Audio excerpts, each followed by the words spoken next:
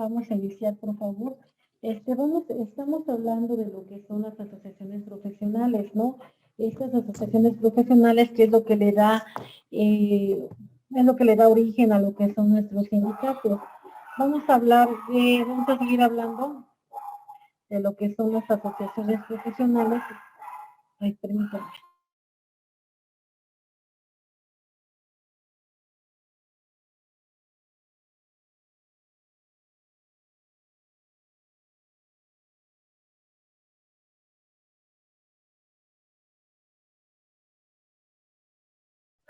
Ok. Estábamos hablando de lo que son las asociaciones profesionales. Decíamos que es lo que le va a dar origen a nuestro sindicato. Vamos a hablar a grandes rasgos de la diferenciación en lo que es la asociación en general y asociación profesional, para luego poder ver unos antecedentes de lo que son los sindicatos, para después continuar con lo que es la libertad sindical. Y bueno, podríamos hacer uno que otro comentario por lo que hace nuestra percepción de cómo vemos ahora los sindicatos, ¿no?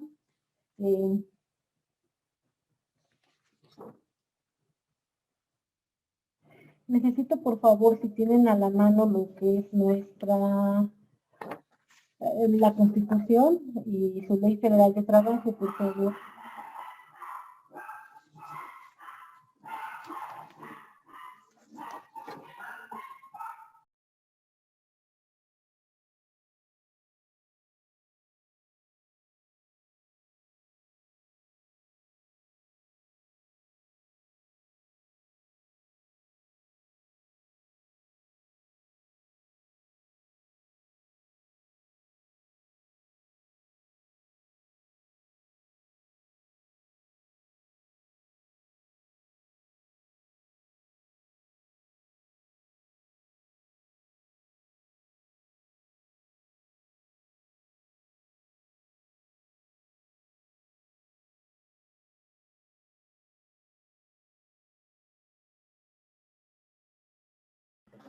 Ok, vamos a iniciar.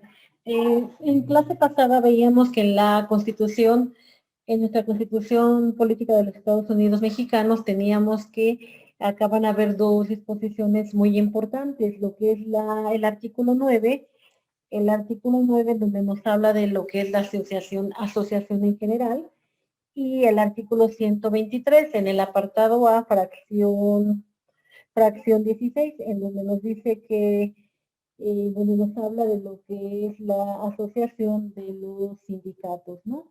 Bueno, ¿alguien tendrá a la mano su artículo 9 de la Constitución, compañeros?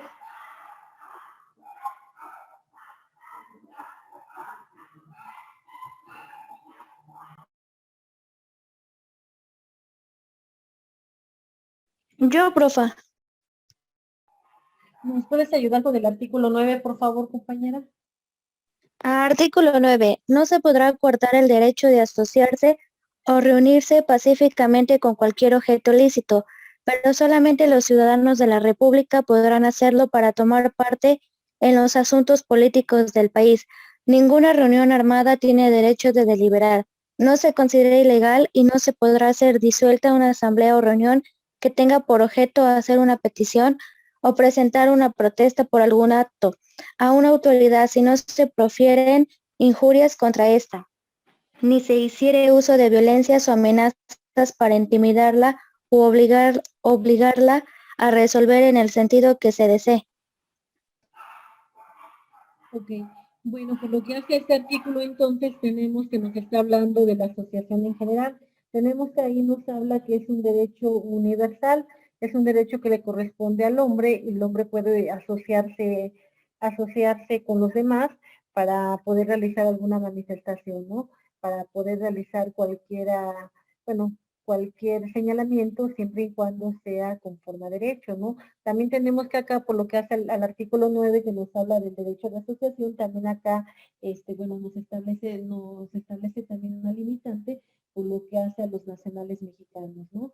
Solamente los nacionales mexicanos se pueden asociar por lo que hace en materia política, ¿sale? Bueno, también nos hace una diferenciación, pero nos hablan a rasgos generales de lo que es la asociación general. al cual al encontrarse en los primeros artículos estamos hablando que es un derecho humano. Después de esto tenemos lo que es el artículo 123.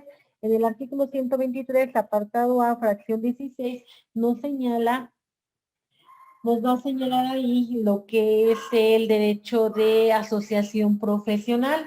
Ahí es donde está establecido en esta fracción, ¿sale? Y en esta fracción nos dice que tanto los obreros como los empresarios van a tener derecho para coaligarse en defensa de sus respectivos intereses, formando sindicatos o asociaciones profesionales, ¿no? Acá entonces tenemos que en esta fracción ya nos está hablando de la asociación profesional, esta asociación profesional que le corresponde tanto a la parte patronal como a la parte trabajadora, ¿no? Acá ya nos está hablando de lo que son los sindicatos, ¿no? Sindicato de patrones y sindicato de trabajadores. Bueno, de estos dos artículos podemos deducir lo siguiente.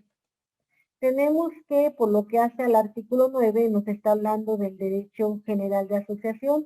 Este derecho de asociación pertenece a todos los hombres, ¿no? Y decíamos que constituye un derecho humano. También nos habla el artículo 123, decíamos que el derecho de asociación profesional y que este derecho solamente pertenece a los trabajadores o a los patrones, ¿no? Eh, bueno, pero esta asociación profesional tenemos que, vamos a tener nosotros que tanto trabajadores como patrones se van a unir, se van a asociar para defender sus intereses particulares, ¿no? Cada clase social se va a unir con la que le corresponde, ¿no? No podríamos encontrar un sindicato de patrones en el cual hubieran trabajadores, ¿no? Y viceversa, ¿no? Un sindicato de trabajadores que hubiese patrones, ¿no? Cada clase se tiene que asociar con los de su clase, ¿no? Después también tenemos que en el artículo 123, apartado A, fracción 16, tenemos que ahí nos está hablando de un derecho especial, ¿no? Es un derecho especial porque hace referencia a una clase determinada, ¿no? Bueno, a clases determinadas que en este sentido decíamos que eran los patrones y bien los trabajadores, ¿no? Después también tenemos, por lo que hace al derecho de asociación, tenemos que este derecho es en general, el cual está contemplado en el artículo 9 constitucional. Tenemos que también el derecho de asociación es un derecho que se tiene frente al Estado, ¿sí? Frente al Estado, toda vez que uno se puede unir, se puede asociar para hacer alguna manifestación, ¿no? Por cualquier cuestión que nosotros consideremos que no está, bueno, que nos está atacando, que nos está infringiendo algún derecho humano, ¿no? Un ejemplo podría ser que podemos unirnos y vamos a ir a manifestarnos porque subió la electricidad, ¿no? Bueno, porque subieron las tarifas de la luz, vamos a ir a manifestarnos, ¿no? Bueno, entonces esta manifestación o esta asociación la vamos a hacer en contra del Estado, ¿no? Esta manifestación va a ser frente al Estado, ¿no? A eso va a hacer referencia el artículo 9 constitucional. Y tenemos que el artículo 123, cuando nos habla de lo que es la asociación profesional, tenemos que es el derecho de una clase social frente a la otra, ¿no? Tenemos, por ejemplo, el sindicato de trabajadores, cuando lo conformamos es para que nos defendamos como trabajadores frente a la clase patronal, ¿no? Frente a la clase que tiene los medios de producción.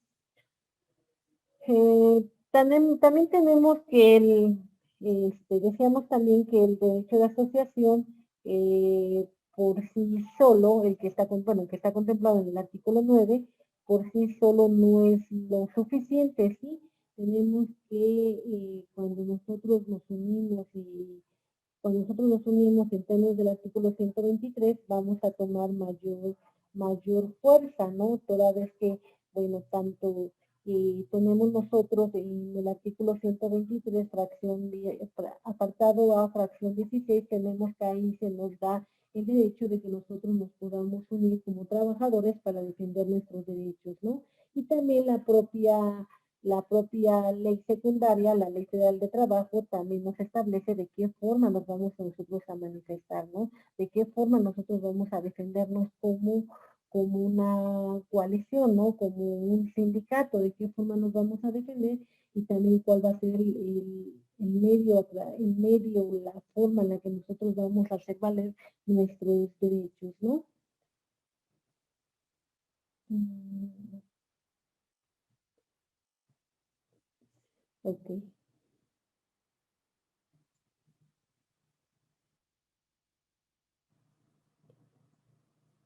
Bueno, entonces aquí tenemos por lo que hace a este derecho de asociación y de asociación profesional, tenemos que en el artículo 9 nos está hablando de un derecho universal, ¿no? Que es el de asociarse con los demás, y tenemos que también el artículo 123 que nos habla de un derecho de clase, ¿no? Es un derecho de clase toda vez que tenemos que los trabajadores se van a poder unir en defensa de sus propios intereses, ¿no? De igual forma, los patrones se van a poder unir para defender sus propios derechos, ¿no? Acá entonces tenemos que es un derecho de clase. Este derecho de clase vamos a tener que va a perseguir como finalidad conseguir el mejoramiento en las condiciones de vida de los trabajadores,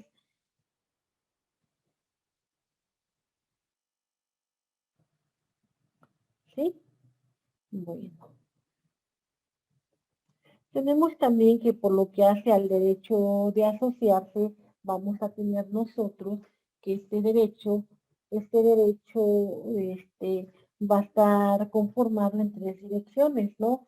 Es un derecho para formar una organización o bien para que tú como trabajador te puedas incorporar a una organización que ya existe. Es un derecho de permanecer en la asociación o bien de renunciar a esta asociación, ¿no? También tenemos, por lo que hace este derecho de asociación, tenemos que también existe el derecho de que tú no quieras asociarte, ¿no?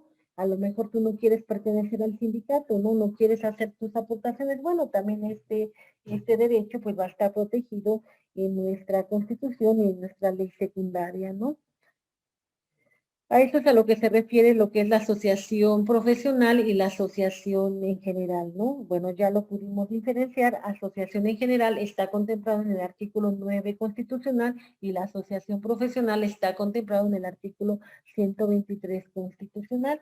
123, apartado A, fracción 16, ¿no? Ahí vamos a encontrar entonces el fundamento para que puedan existir lo que son los sindicatos, ¿sale?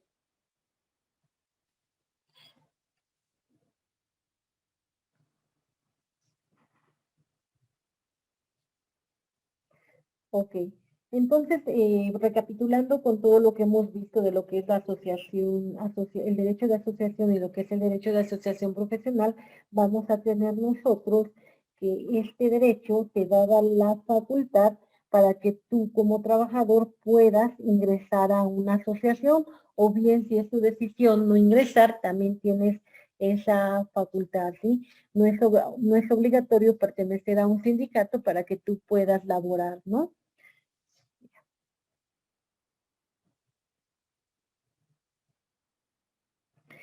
Bueno, entonces tenemos que este derecho de asociación profesional puede ser que tú entres a formar parte de esta asociación profesional, o bien puede ser que tú no entres a esta asociación profesional. No es obligatorio que tú estés en esta asociación para que puedas tener un trabajo, ¿no? No es obligatorio. Ahora bien, vamos a suponer que en esa empresa hay un sindicato, bueno, tampoco es obligatorio que tú te tengas que afiliar, ¿no? Si tú quieres te afilias, si tú no quieres no te afilias, ¿no? Eso también, eso entraría también con lo que es la libertad sindical.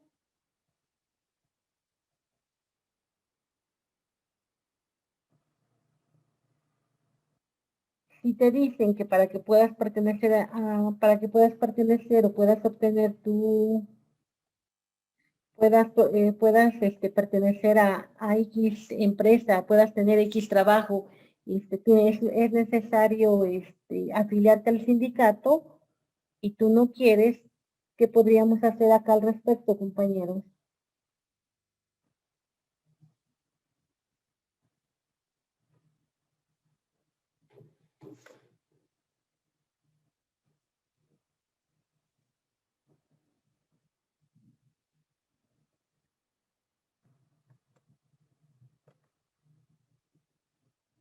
Ujú. Bueno, acá, sí, compañeros, te estarían violentando lo que son tus derechos, ¿no? Tus derechos humanos, no es obligatorio ya pertenecer a un sindicato, ¿no? Teníamos que bueno, anteriormente, si tú pertenecías, bueno, hay empresas en donde nada más entraban a laborar los trabajadores que se encontraban sindicalizados. Recordemos que hubo una reforma muy importante en el 2019, en el cual ya no te obliga a pertenecer a un sindicato, ¿no? Aunque esa empresa tenga un sindicato, ya no te obliga a pertenecer a ese sindicato, ¿no?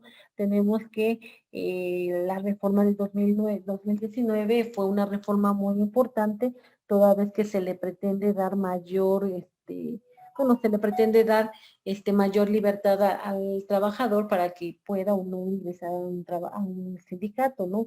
También se le da mayor libertad por lo que hace a la elección de sus representantes sindicales, ¿no? Bueno, esa reforma la vamos a ver y vamos a percatarnos de que es una reforma muy interesante. Hubo una época en la que los sindicatos fueron muy importantes, ¿no? Y realmente cumplían con lo que era su labor, pero tenemos que estos sindicatos, bueno, han ido perdiendo fuerza, ¿no? Han ido perdiendo fuerza y de igual forma han ido perdiendo su, su finalidad para la cual fueron creados, ¿no? Que era la protección de sus trabajadores, ¿no? Bueno, muchas veces hemos escuchado ¿cómo se llama? Estos sindicatos charros, ¿no? ¿Se habían escuchado este término, compañero?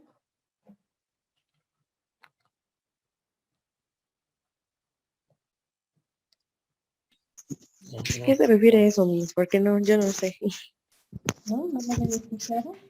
¿Nadie, compañeros? Yo no.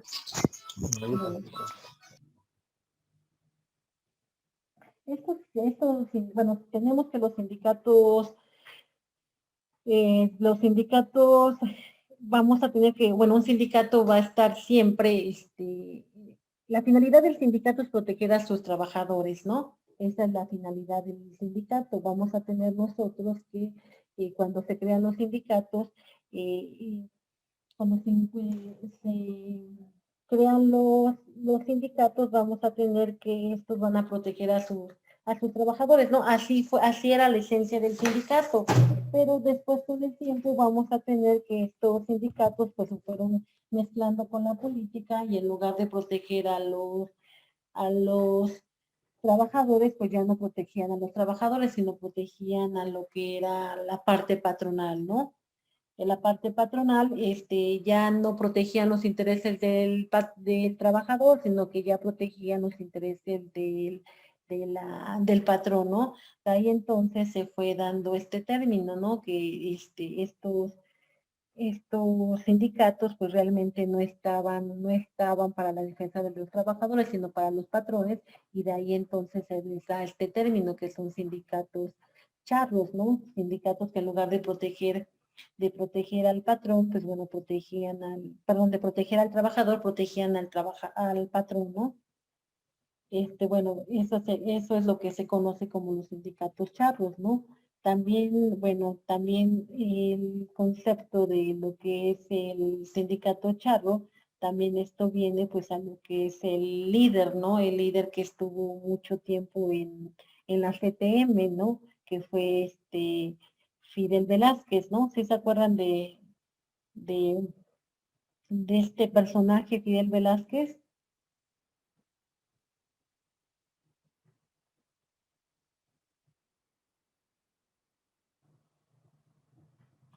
Bueno, Fidel Velázquez tenemos que fue un líder sindical. Este líder sindical pues estuvo muchísimo tiempo en el poder, ¿no? Y también este líder sindical, bueno, vamos a tener que pues que era protegido por el gobierno, ¿no?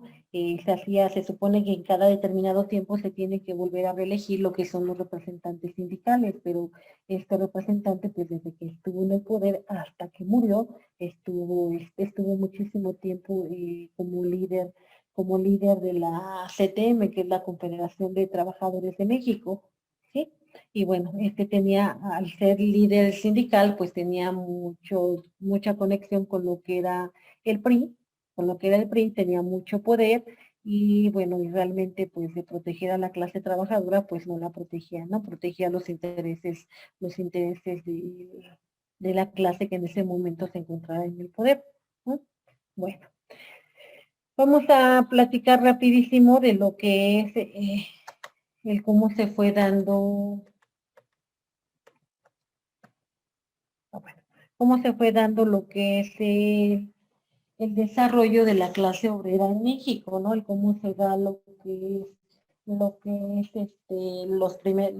cómo se da la clase obrera y cómo se dan las primeras organizaciones de lo que son los trabajadores. Tenemos que en el periodo de 1850 a 1900, en México comienza lo que es el impulso de la producción industrial, ¿no? Dando como origen lo que es la clase obrera, ¿no? Bueno, regresamos a lo que estábamos viendo de los antecedentes, ¿no? Recordemos que con la revolución industrial, con las máquinas, bueno, va a aparecer lo que es el sector obrero, ¿no? Toda vez que la producción ya se empieza a realizar en masas, ¿no? Ya hay mucha producción, ya no solamente se produce para satisfacer las necesidades, ¿no? Propias, sino que ya la producción se empieza a hacer en masas, ¿no? Dando origen a lo que es la clase obrera, ¿sale? Tenemos que, bueno, en este periodo vamos a tener nosotros que vamos a tener lo que es la Constitución de 1857. Tenemos que en esta Constitución no va a haber garantías para lo que es el trabajo.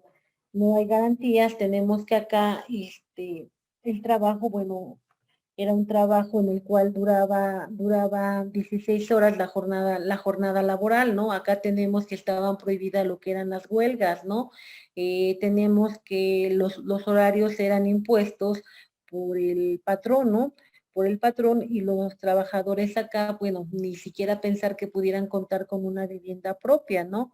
Tenemos que acá en esta época en este periodo de 1850 a 1900 vamos a tener nosotros que eh, los dueños de las fábricas, ellos les van a alquilar a los trabajadores habitaciones, ¿no? Pero bueno, estas habitaciones pues se las van a dar la renta de estas habitaciones pues van a ser muy altas, ¿no?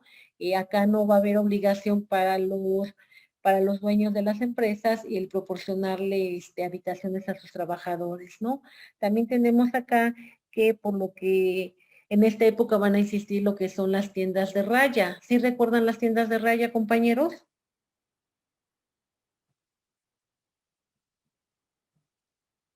Sí, profesora. Ok, ¿recuerdan en qué consistían, compañeros? Pues eran las tiendas en las que cambiaban los tipos como vales que les daban a las personas, que era con lo que les pagaban. Ajá. Sí, decíamos que en estas tiendas de raya vamos a comentar que son tiendas del patrón, ¿no? El patrón acá les va a vender lo que son le va a vender, bueno, lo que son los alimentos, ¿no? Y bueno, les va a vender los alimentos, estos alimentos se los va a vender a mayor precio y vamos a tener que siempre el trabajador va a estar debiendo en la tienda de raya, ¿no? Cuando llega la fecha de la paga, pues lo primero que hace el patrón, bueno, al momento de pagarle, pues le va a cobrar lo que debe en la tienda de raya, ¿no? Y de ahí entonces vamos a tener que realmente el trabajador no se va a llevar dinero para su casa, ¿no? Todo el dinero va a quedar en las tiendas de raya toda vez que el trabajador, pues al no tener el dinero, va a ir pidiendo en la tienda de raya, y va a ser un círculo vicioso, ¿no? Nunca liquidaban esa cuenta que tenían en las tiendas de rayas, ¿no? Pues el patrón pagaba y volvía a regresar el dinero para él, ¿no? toda vez que al pagar el trabajador en la tienda de raya, pues no se llevaba nada, ¿no? Y también, si ustedes recuerdan, en esta época los tratos para el trabajador eran muy malos, ¿no? Eran tratos muy malos, ¿no? Y teníamos acá también que en esta época, pues los menores van a laborar igual, van a laborar los menores todavía, toda vez que van a haber lugares de trabajo en donde es necesaria tanto por el tipo, bueno, tanto porque la mano del menor es muy pequeña para realizar determinados trabajos, ¿no? Y de ahí entonces que vamos a tener trabajadores menores, ¿no? Igual la mujer también va a estar laborando, pero el pago va a ser muy malo, ¿no? Y las condiciones de trabajo, bueno, de igual forma, ¿no? Después de esto tenemos que entre las organizaciones obreras que en esta época se van a crear, van a ser de naturaleza, van a tener una naturaleza jurídica de corte mutualista y cooperativa, ¿sí? ¿A qué nos referimos con esto ¿A qué nos referimos a que estas organizaciones van a tener una naturaleza mutualista y cooperativista? Pues vamos a tener que entre ellas van a tratar de ayudarse, de apoyarse, ¿no? Vamos a tener que los objetivos que van a perseguir estas organizaciones van a ser las siguientes, ¿no? Van a ser el crear un banco protector de las clases pobres, ¿no? El mantener ellos lo que perseguían era mantener un asilo, un asilo para mendigos y obreros inhabilitados para el trabajo, ¿no? Porque recordemos que en esta época no es tan reconocido lo que son los riesgos de trabajo, ¿no? También tenemos acá que lo que pretenden ellos es crear centros obreros para buscar el mejor servicio en el interior de los talleres y de las fábricas, ¿no?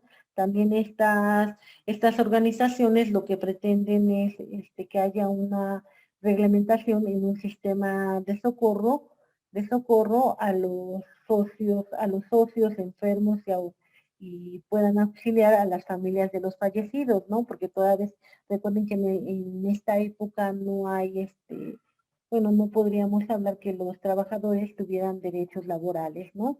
También, otra situación que pretenden estas organizaciones obreras va a ser la abstención de, de los socios en los problemas políticos del país y a luchar a que haya una paz una paz en el Estado, ¿no? Es lo que persiguen estas organizaciones obreras, ¿sale? Bueno, estas organizaciones obreras que se presentan en esta época, vamos a tener nosotros que va a estar caracterizado porque los obreros de estas organizaciones, de estas cooperativas, lo que persiguen es ser dueños del capital, ¿no? De ahí entonces vamos a tener que realmente estas primeras organizaciones obreras realmente pues no fueron eficaces, ¿no? Para defender lo que eran sus derechos, ¿no?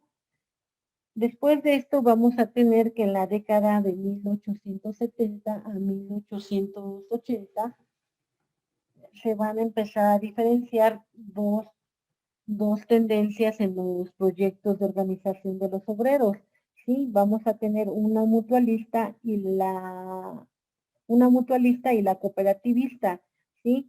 Estas vamos a tener que van a ser promovidas por los propios trabajadores, también por los administradores y empresarios. Y vamos a encontrar otra tendencia, la cual va a ser, se van a definir como socialistas y acá lo que ellos tratan es de formar asociaciones de resistencia contra los actos del capital, ¿no? Acá van a empezar a propagarse lo que son las ideas de la necesidad de una revolución social para poder desterrar lo que es el sistema capitalista, ¿no? Acá en este periodo va a surgir lo que es el gran círculo de obreros, ¿no?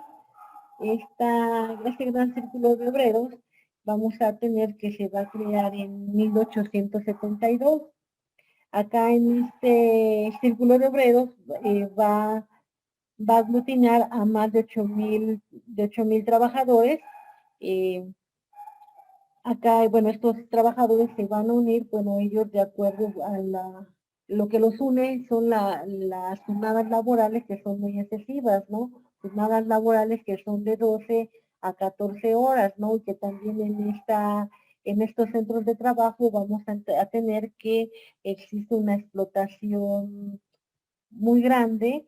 eh, Tenemos que, bueno, al existir una explotación muy grande, también vamos a ver que va a existir mucha productividad, ¿no? También vamos a tener que acá realmente no va a haber los servicios de higiene necesarios y también vamos a tener que van a haber medios represivos muy fuertes hacia los trabajadores, ¿no? Después de esto vamos a hablar bueno, vamos a ver lo que son los obreros en la dictadura de Porfirio Díaz. ¿Recuerdan ustedes, bueno, tendrán una idea de cómo estaban los obreros en este periodo de Porfirio Díaz?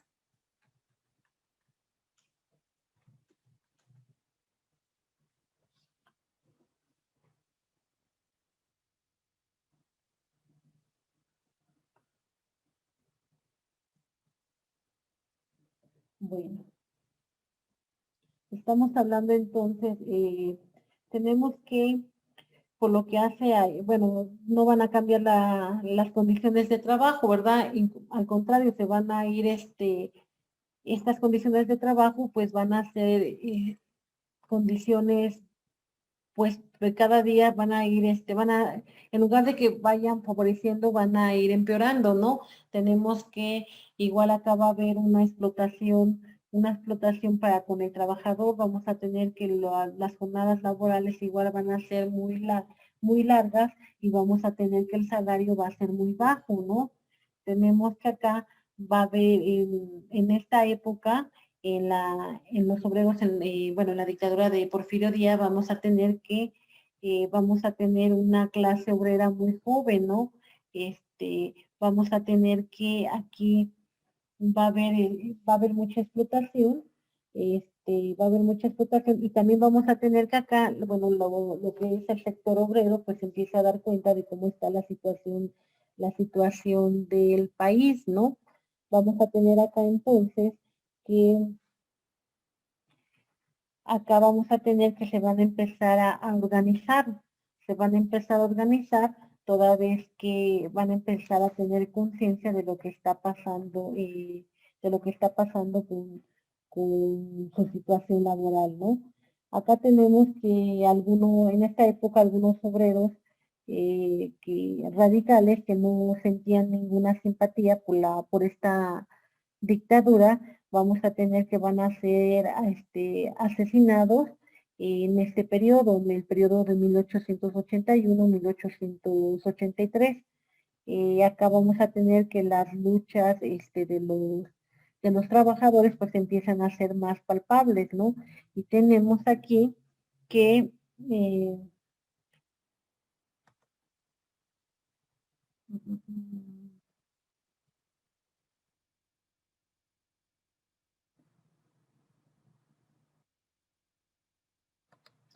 ok.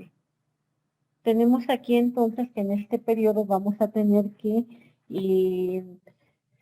en 1884, vamos a tener que el movimiento obrero y artesano va a caer en una etapa de receso, ¿no? Vamos a tener que acá Porfirio Díaz va a aplicar su política de eh, acaba de aplicar lo que es poca política y mucha administración y así va a detener los movimientos de los trabajadores y sus nuevas organizaciones, ¿sale?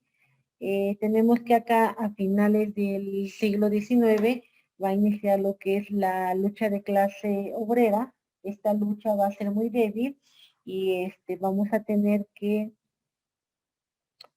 que, bueno, acá igual también por lo que hace a la clase campesina o artesanos, también vamos a tener que no va a tener mucha fuerza, ¿no? Tenemos que acá los sindicatos, bueno, acá no vamos a encontrar todavía sindicatos, ¿no? Tenemos aquí cuando se da lo que es la revolución, bueno, antes de la revolución mexicana de 1910, vamos a tener que no había, bueno, no había legislación en materia laboral, ¿no? Acá vamos a tener que no va a haber existencia de sindicatos, tampoco va a existir la colectividad de trabajadores. Tenemos aquí entonces que, eh, bueno, después de esto vamos a tener cuando se da lo que es la Revolución Mexicana, ¿no? Tenemos que, cuando se da la Revolución Mexicana, bueno, ya sabemos que esta se da por un movimiento político, ¿no? Movimiento que posteriormente se va a convertir en un movimiento social, ¿no?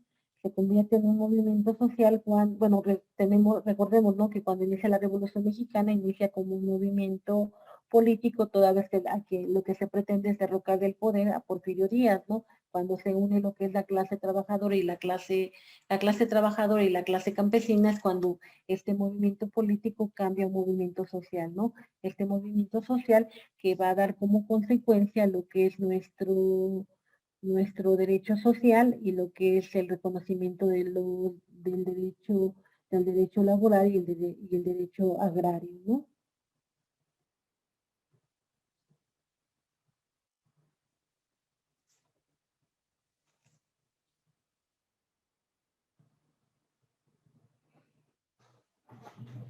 Ok, bueno.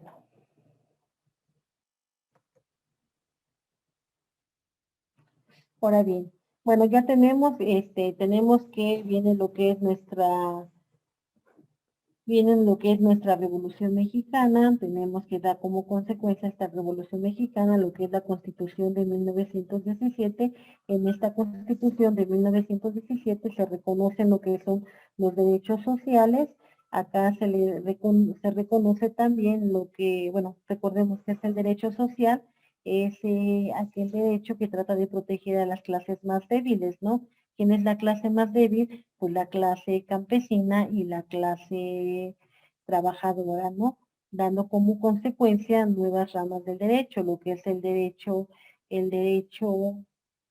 agrario y lo que es el derecho laboral, ¿no? ¿Hasta ahí estamos bien, compañeros?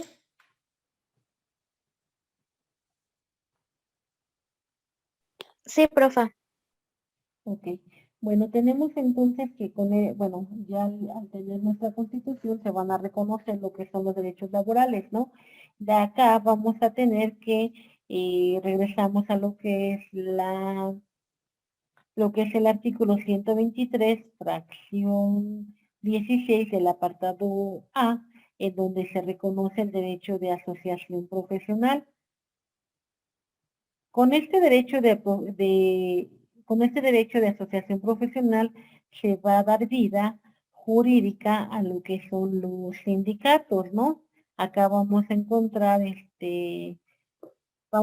nosotros lo que es la CTM, Confederación de Trabajadores Mexicanos, vamos a encontrar también lo que es la CROM, bueno, todos los sindicatos bueno, que hasta ahorita siguen existiendo, ¿no? ¿Qué podríamos comentar por lo que hace a esta situación, compañero, de los sindicatos? ¿Cuál es la visión que ustedes tienen de estos sindicatos, compañeros?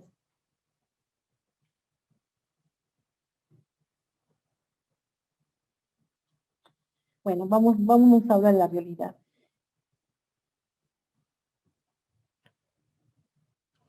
¿Cómo estamos por lo que hace en materia de sindicatos, compañeros? Cuando uno ingresa a trabajar a una empresa, ¿hay sindicato, compañeros? ¿Ya no hay sindicatos? ¿Hay sindicatos? ¿Cómo está la situación? ¿Cómo lo perciben ustedes?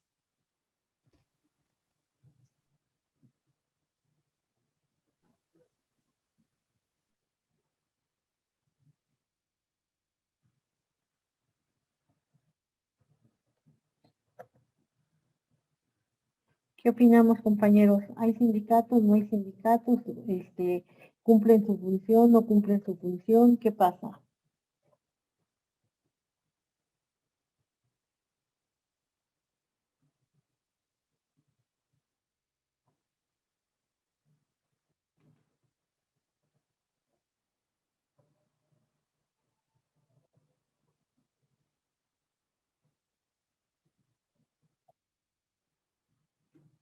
¿Ok? ¿Qué comentamos? ¿Nada, compañeros? Bueno, vamos a tener nosotros lo siguiente. Tenemos que ahora en la actualidad, decíamos que cuando se crean lo que son el derecho laboral, bueno, y tenemos que dentro de los principios del derecho laboral vamos a tener que es un derecho proteccionista. Se pretende proteger a la clase trabajadora, ¿no? De ahí que tenemos varios principios del derecho laboral, ¿no? Entre estos principios va a ser, bueno, si nos vamos a materia procesal, tenemos que se va a aplicar la norma que más le favorezca al trabajador, ¿no? Tenemos que también, por ejemplo, si tú presentas una demanda laboral y en tu demanda laboral te hizo falta alguna prestación, pero tanto de la demanda, de la contestación, de todas las pruebas que obran en tu expediente, se desprende determinadas prestaciones, la autoridad tiene la obligación de hacerte valer esas prestaciones, ¿no? De condenar a la parte patronal a que te pague esas prestaciones, ¿no? Así van lo que son, así va nuestro derecho laboral, ¿no? Así son los principios que se manejan en nuestro derecho laboral. Es un derecho que, bueno, que se pretende proteger a la clase más débil, ¿no? Así es como empieza. Tenemos que a través de bueno, de estas luchas que se ganaron, ¿no? En la Revolución Mexicana, vamos a tener que se va a dar como consecuencia lo que es este derecho laboral, ¿no? Donde se reconocen los derechos mínimos que tiene que tener cualquier trabajador, ¿no? Lo mínimo. Puedes tener más, sí, siempre puedes tener más, ¿no? Pero bueno, lo mínimo es lo que está establecido en nuestro artículo 123 y en nuestra ley secundaria, Ley Federal de Trabajo, ¿no? Ahí está lo mínimo que deben de respetarnos. Bueno, así estamos, ¿verdad? Cuando empieza este movimiento, ¿no? Bueno, se da el movimiento y se culmina con lo que es nuestra Constitución, tenemos entonces que acá se van a crear lo que son los sindicatos. Estos sindicatos que va a ser una coalición de trabajadores para defender sus intereses, vamos a tener que aquí realmente cada sindicato empieza a proteger a su gente, ¿no? Tenemos entonces que estos sindicatos realmente sí cumplen con su función, son sindicatos fuertes, de ahí vamos a tener, por ejemplo,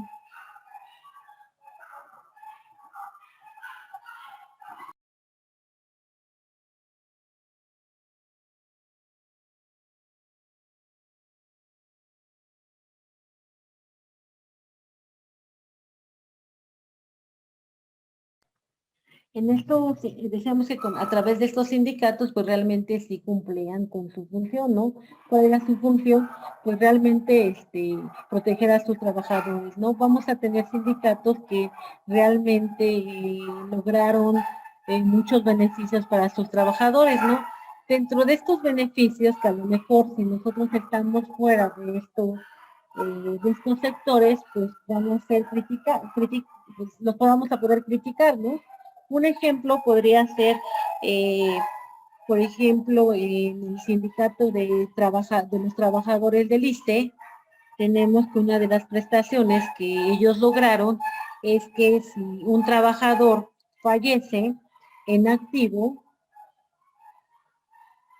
y que ya tenga su base, este trabajador, esa base se la puede heredar a su hijo. Pues puede heredársela a su hijo, puede heredársela a su esposo, ¿no? ¿Sí me explico? Bueno, entonces acá tenemos que si vamos a suponer que si fulanito muere y tiene un hijo, pues el hijo ya va a tener ya va a tener el trabajo, ¿no? Ya va a tener ya un trabajo igual de base, un trabajo ya fijo, ¿no? Va a tener una estabilidad laboral, ¿no? Eso sería, si nosotros lo vemos desde afuera, si nosotros no pertenecemos a este grupo, a este sector laboral, pues es criticable, ¿no? Porque, bueno, ya tan fácil esta persona va a obtener un trabajo, ¿no? Siendo que en la realidad es muy difícil conseguirlo, ¿no? Otro ejemplo también podríamos, bueno, pero esa fue una lucha sindical, ¿no? Fue una prestación que ese sindicato logró para sus trabajadores, ¿no?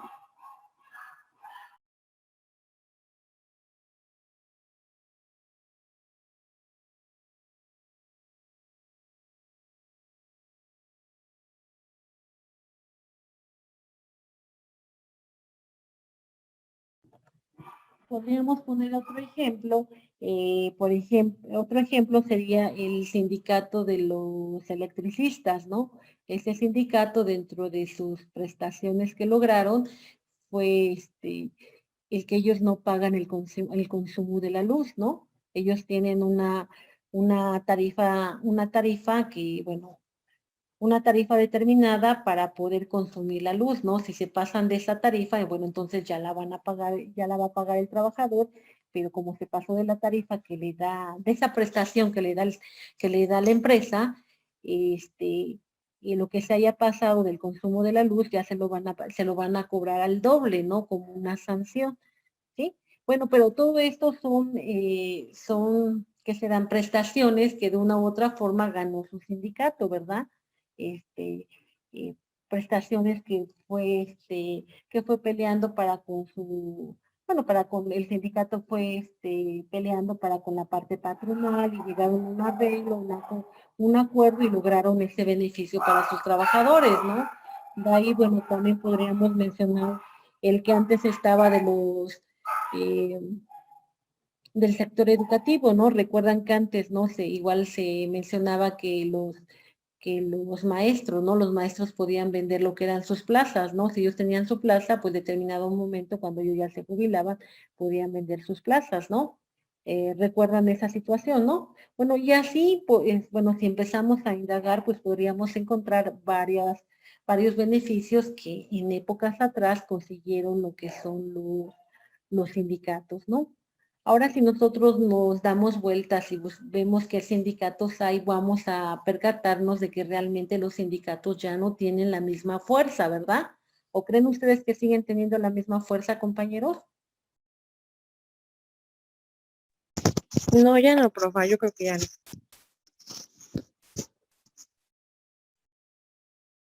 ¿No? Incluso el número de sindicatos ha ido disminuyendo, ¿no? Bueno, ahora que veamos ya en más fijo cuáles son los requisitos para poder conformar un sindicato, pues vamos a ver el requisito y vamos a ver también que, bueno, de acuerdo a lo que nos dice la ley, es muy fácil formar un sindicato, ¿no? Si estamos hablando de un sindicato de trabajadores, simplemente necesitamos 20 personas, ¿no? 20 trabajadores de la misma empresa y necesitamos formar nuestros estatutos, presentar nuestra solicitud ante la oficina correspondiente. Bueno, si nos vamos a lo legal, pues los requisitos son muy sencillos, ¿no? Pero realmente en la práctica, pues vamos a ver que no es tan fácil formar un sindicato, ¿no? Y también, bueno, veíamos, ¿no? Que decíamos, en la antigüedad, bueno, años atrás, pues sí, los sindicatos eran muy fuertes y sí te convenía estar sindicalizado, ¿no? Porque podrías obtener mayores beneficios, ¿no? Pero ahora, por ejemplo, es muy difícil que haya un sindicato en una empresa, ¿no? Es muy difícil, incluso, pues vamos a decir que ya, pues ya casi no hay sindicatos, ¿no? Ya son muy pocos los sindicatos que hay, ¿no? Estos sindicatos pues han ido disminuyendo, ¿no? Tenemos, bueno, en nuestra pantalla tenemos lo que es, bueno, vamos a tener, a ver, espérenme. Bueno, por ejemplo, acá en México, de acuerdo a un estudio que se realizó, tenemos que los sindicatos representan al 12% de la población que tiene un empleo. Al 12%, compañeros. O sea, ¿se dan cuenta cuánto ha reducido? Casi nada, ¿no? Tenemos que por lo que hace a nuestro país, vamos a tener que, de acuerdo a la lista de las naciones que tienen afiliación a sindicatos, nosotros ocupamos la posición 28. Vamos a tener nosotros, por ejemplo,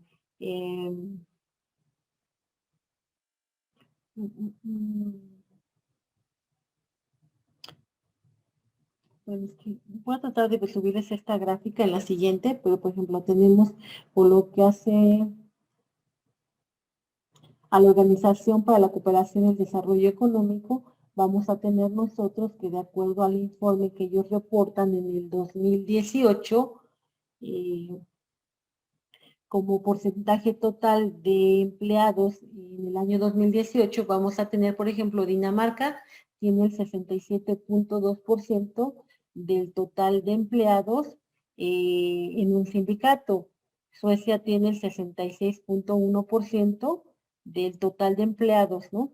En Finlandia se tiene el 64.6%, en Bélgica 54.2%, en Noruega 52.5%, en Italia 34.3%, en Luxemburgo 34.1%, en Australia 26.7%, en Canadá 25.9%, en Grecia 24.7%, en Irlanda 24.2%, en Reino Unido 23.2%, en Israel 22.8%, en Eslovenia 19.6%, en Chile 17.6%, en Nueva Zelanda 17.7%, en Países Bajos 17.3%, en Japón 17.1%, en Alemania 16.7%, en Suiza 15.7%, en España 13.9%, en Australia 13.7%, en Letonia 12.6%, en Polonia 12.4% y en México tenemos 12%. ¿Cómo ven, compañeros? Esta información fue sacada en el 2018.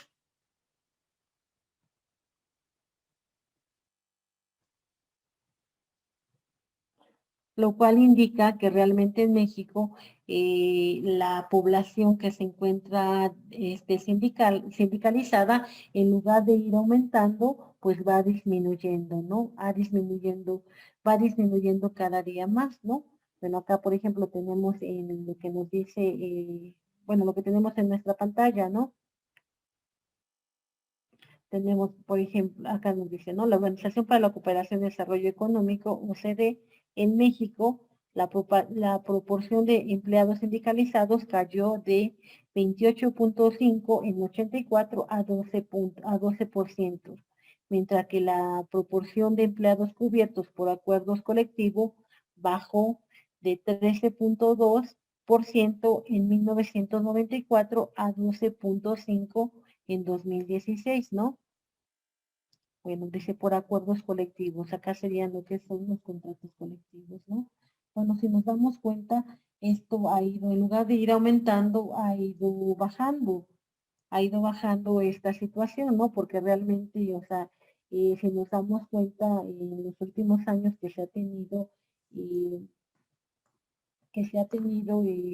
por lo que es bueno, a los últimos sexenios, pues realmente le fueron pegando lo que son los sindicatos, ¿no? Un ejemplo muy claro que era un sindicato muy fuerte era el sindicato de Luz y Fuerza del Centro. ¿Sí se acuerdan de ese sindicato, compañeros?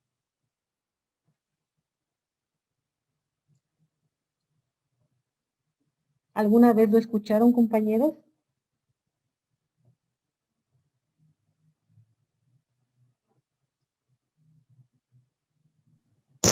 No, bueno, yo no me acuerdo. Bueno, tenemos que esta empresa también era muy importante, era otra empresa como Comisión Federal de Electricidad, igual era empresa del Estado, y teníamos que esta empresa proporcionaba el servicio de luz a lo que es, bueno, lo de que es energía eléctrica, ¿no? A lo que es el Distrito Federal, Hidalgo y una parte de Puebla, ¿no? Y tenemos que igual también se le pegó muy fuerte argumentando que esta empresa, bueno, realmente no cumplía con su objetivo y total que al final desaparecieron esta empresa y por consecuencia se liquidaron a los trabajadores, algunos se fueron algunos algunos demandaron, pero pues de igual forma, bueno, han de seguir en su juicio todavía y tenemos que, pero acá el golpe duro fue hacia este sindicato, ¿no? Este sindicato ya no pudo hacer, era un sindicato muy fuerte, tenía mucha fuerza, también por lo mismo, pues había logrado prestaciones muy buenas para sus trabajadores, ¿no? En ese inter, cuando se da la desaparición se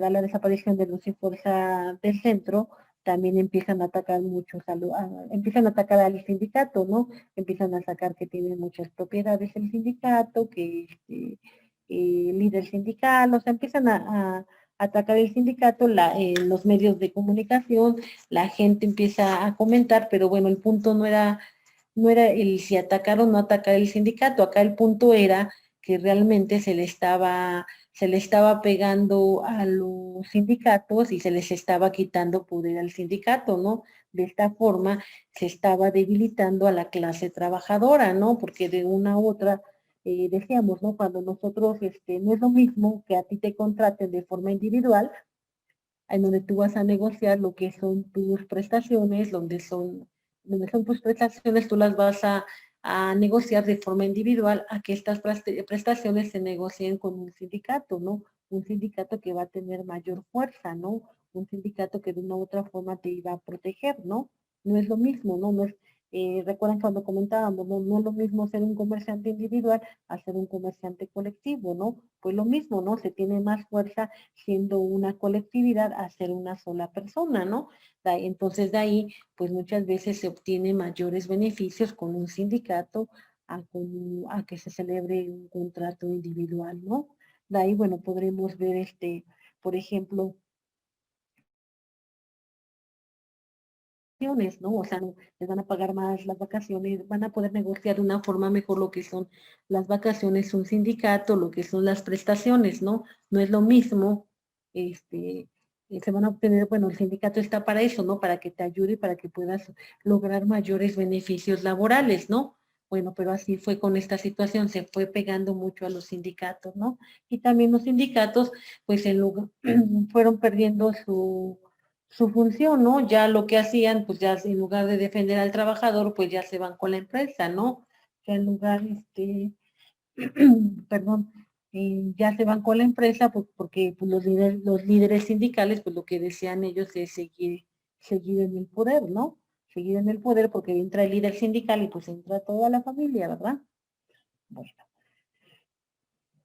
Entonces estábamos hablando que por lo que hace a lo que son estas organizaciones, vamos a tener que van a ir bajando, ¿no? En lugar de aumentar estos sindicatos, vamos a tener que la tendencia va a la baja, ¿no? Ok.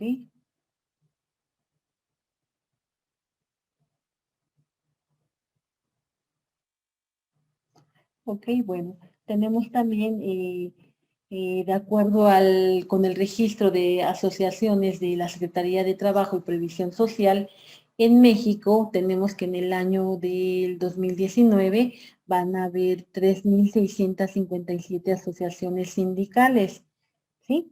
3.657 asociaciones sindicales. De estas 3.657 asociaciones sindicales, vamos a tener que 1.530 pertenecen a alguna de las 41 centrales obreras, ¿no? Estas centrales obreras que en sexenios pasados eh, se autodenominaban como no oficialistas, ¿no? Y 1.646 que van a ser independientes, ¿sí? Realmente vamos a tener que, por ejemplo, tenemos que hasta el año del 2018 el movimiento sindical en nuestro país se dividía entre los oficialistas, estos oficialistas que eran los que estaban afiliados al gobierno del PRI y los llamados independientes, ¿no? Un ejemplo de estos sindicatos, bueno, vamos a ponerlo, eh, vamos a tener que, bueno, Vamos a poner un ejemplo, ¿no? De estos sindicatos que pertenecían al gobierno del PRI, vamos a tener que en la Universidad Tecnológica de Puebla, acá cuando se crea la universidad, se crea en el 2004. En el 2004, al crearse, y vamos a tener que no es cierto, 2004 no, en 1994. Tenemos que cuando se crea esta universidad, no hay sindicato. Llega un momento en que los trabajadores pues ya formar su sindicato, ¿no? Entonces, como empiezan a haber esta situación de que se quiere formar su sindicato, lo que se hace es que se afilian a una confederación, ¿no? Una confederación que pertenece al PRI. Entonces, lo que pasó fue que los trabajadores ya no pudieron formar su sindicato porque ya estaba otro grupo de trabajadores, se afilió a esta que ya existía, me parece que era la CTM, que ya existía. Entonces lo que pasa es que al existir ya un sindicato, los trabajadores que querían formar su sindicato tuvieron que agremiarse a este sindicato. Si no te agremiabas, no te daban clases para el siguiente cuatrimestre, ¿no? No te daban clases. Y resulta que como ya había un sindicato y este sindicato era afiliado al PRI, pues en ese inter sacaron a muchos profesores que ya llevaban años dando clase y entraron nuevos profesores que pertenecían al PRI, ¿no? Y bueno, y supongo que hacían de seguir ahí, ¿verdad? Entonces, así es como se fue dando esta situación de lo que son los sindicatos, ¿no? Vamos a tener bueno, el más fuerte de este sector del PRI va a ser la Confederación de Trabajadores de México, ¿sale? Lo que se conoce como la CTM. También vamos a tener otra central obrera que va a ser la CROC. ¿Sí se acuerdan de esa? Que es la Confederación Revolucionaria de Obreros y Campesinos, ¿no? La CROC. Y la CROM, que es la Confederación Regional Obrera Mexicana, ¿no? Bueno, y así vamos a encontrar varias confederaciones, ¿no? Pero bueno, hasta ahí nos vamos a quedar nosotros, hasta acá, por lo que hace a lo que estábamos comentando de los sindicatos, para que lo podamos retomar, ahora que vamos a ver las clases de sindicatos que hay, y también lo que son las confederaciones, ¿no? Para que nos quede un poquito más claro. ¿Sale? Bueno.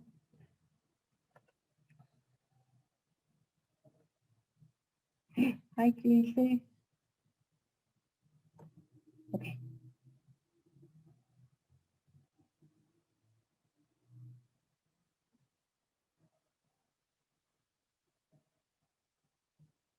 Ok.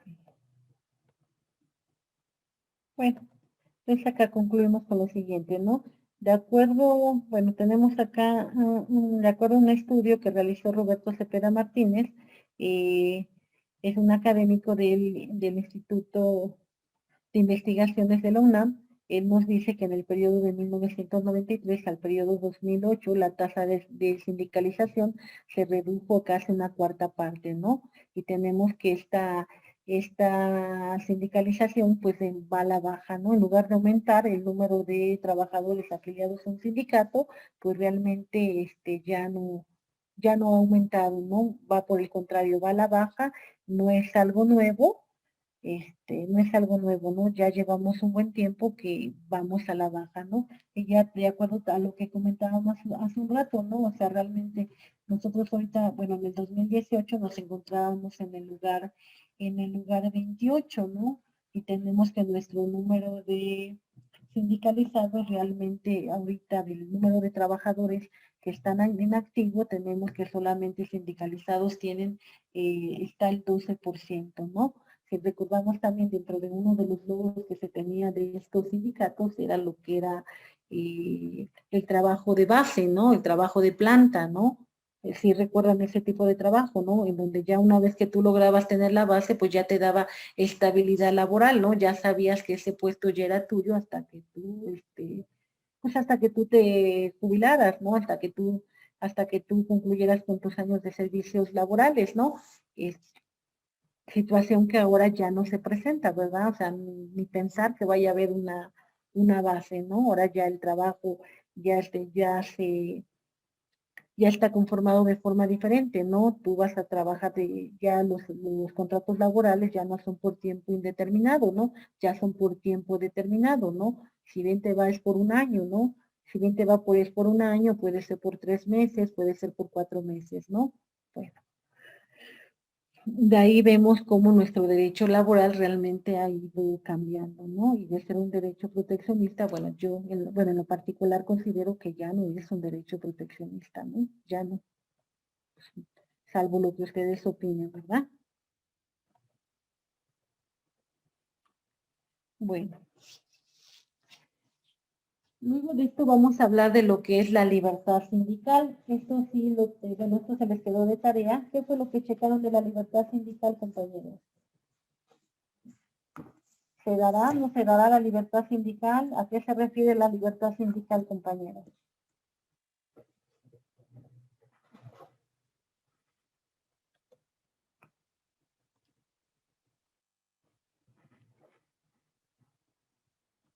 Ahí tenemos dos Jessy.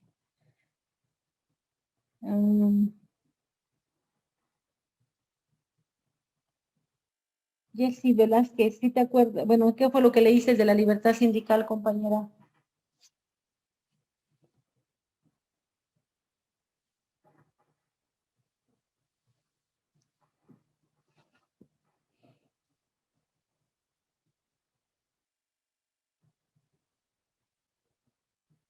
Bueno, cuando nosotros hablamos de la libertad, tenemos que es una aspiración que todo ser humano tiene, ¿no?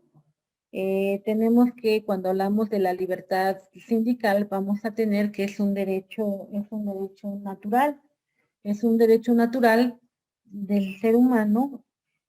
A través de este derecho natural nos va a dar la facultad. Exacto, sí, compañera, estoy de acuerdo contigo, es un derecho fundamental, ¿no?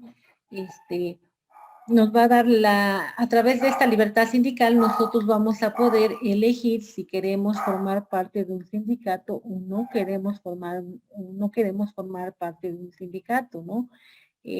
Por eso se dice también que esta libertad sindical tiene una esencia individualista, ¿sí? Tenemos que también a través de esta libertad, esta libertad,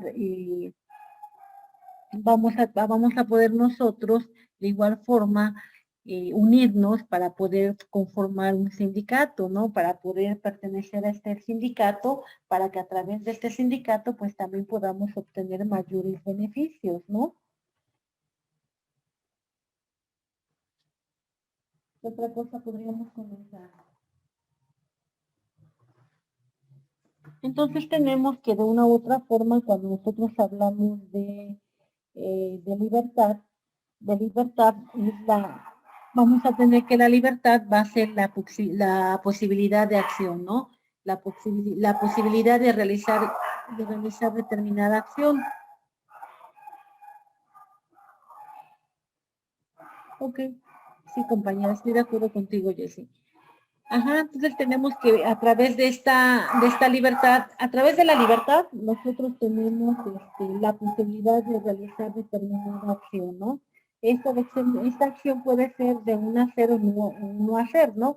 Puede ser que yo quiera formar un sindicato, me voy a unir entre varios compañeros de la empresa y vamos a checar cuáles son los requisitos que nos marca la ley y vamos a reunir estos requisitos, vamos a realizar nuestros estatutos y vamos a formar un sindicato, ¿no? A lo mejor sabes que yo no quiero formar parte de ese sindicato, ¿no? Del sindicato de la empresa. Ya estoy laborando en esta empresa, hay un sindicato, pero este sindicato yo siento que no protege mis intereses, ¿no? Realmente no nos está ayudando en nada, entonces no tiene razón de que yo esté en ese sindicato, ¿no? Porque lo único que estoy haciendo es pagando mis cuotas sindicales, pero no logro nada y no se ve nada, ¿no? Que haga el sindicato, ¿no? Bueno, pues igual si es mi deseo no estar en ese sindicato, bueno, yo tengo esta libertad, ¿no? Esta libertad yo tengo para hacerme a un lado, ¿sale?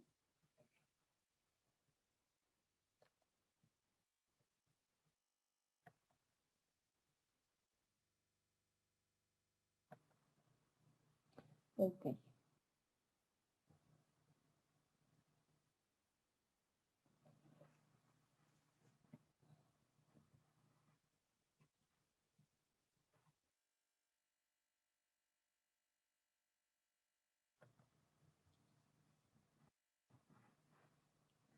Ok. Tenemos nosotros entonces, bueno, ya comentamos en qué consiste la libertad, ¿no? ¿En qué consiste? Es una posibilidad de acción. Esta posibilidad va a consistir en que si yo quiero, puedo pertenecer a un sindicato. Si yo no quiero, puedo hacerme a un lado del sindicato, ¿no? Y no tiene por qué pasar nada, ¿sí? Decíamos, hablábamos nosotros hace un rato de que en el 2019 hubo una reforma muy importante a a nuestro derecho laboral. Esta reforma fue enfocada a lo que es el tema de sindicatos, ¿sale? Ese tema lo vamos, bueno, esa reforma la vamos a checar nosotros más adelante. Por lo que hace a esta libertad sindical, nosotros vamos a tener lo siguiente, nos dice el tratadista Giuliano Mazzoni, él nos dice que el derecho sindical va a asumir 4 aspectos que lo van a caracterizar. Estos aspectos van a ser los siguientes. Es el derecho individual de asociarse profesionalmente. El segundo va a ser la estructura sindical como una manifestación del derecho reconocido. La tercera va a ser la acción sindical como el derecho a ejercitar sus funciones de tutela profesional. Y el cuarto va a ser el ordenamiento jurídico que permite el libre ejercicio. Tenemos que en la actualidad todas las constituciones, bueno, en la mayoría de las constituciones vamos a tener nosotros que está permitido el derecho de asociarse, es decir, el derecho de poder conformar sindicatos, ¿no? Este derecho que de una u otra forma decíamos que lo que persigue la finalidad de esta asociación es para obtener mayores beneficios laborales y también para que en determinado momento el sindicato nos pueda defender, ¿no? Pueda defender nuestros intereses frente a la empresa, ¿no? Frente a la parte patronal.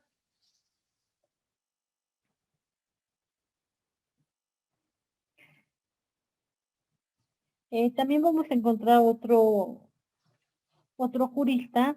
Este jurista se llama Mozart Russomano. Él nos dice que esta libertad sindical es una figura triangular. Esta figura triangular se va a representar de la siguiente forma, ¿no? Va a haber una sindicalización libre, va a haber una autonomía sindical y va a existir una pluralidad sindical, ¿no? A través de esto vamos a tener va a existir una autonomía sindical y de una u otra forma también lo que se pretende es proteger a la parte patronal, ¿no? Perdón, a la parte trabajadora, ¿no? A partir de la parte trabajadora va a obtener mayores beneficios, ¿no? De una u otra forma vamos a tener que esos deben de ser los principios que va a perseguir un sindicato, ¿no?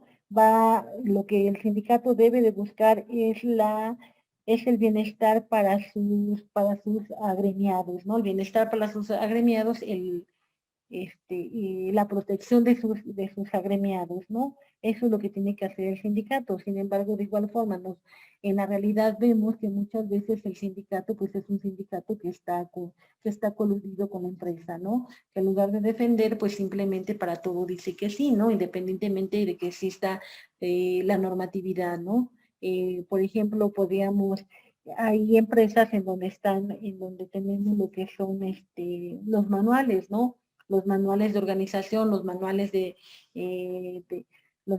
puestos, ¿no? Donde está establecido qué es lo que tiene que realizar cada puesto, ¿no? Cada puesto, qué es lo que tiene que hacer, y sin embargo muchas veces pues ya no se regulan los trabajos por lo que hace estos manuales, ¿no? Simplemente de acuerdo a los convenios o de acuerdo a los tratos que haya hecho el sindicato con la empresa, ¿no? Haciendo caso omiso a estos manuales, ¿no? Sin embargo, cuando llega a haber algún accidente de trabajo, entonces ahí sí acuden a lo que es la regulación, ¿no? Lo que es la normatividad. Y bueno, muchas veces al darse lo que son estas instrucciones de trabajo de forma oral, pues no hay forma de que el trabajador acredite que el trabajo que llegó a realizar, si bien no estaba dentro de su manual de funciones, pero fue una orden dada por el patrón, ¿no? O dada por el jefe, ¿no? Por el superior inmediato, ¿no? Pero al no poderse acreditar, pues ahí entonces lo que va a pasar es que la responsabilidad va a recaer directamente en el trabajador, ¿no? Y acá, bueno, muchas veces en lugar de beneficiar, pues se va a perjudicar al trabajador, ¿no? Bueno.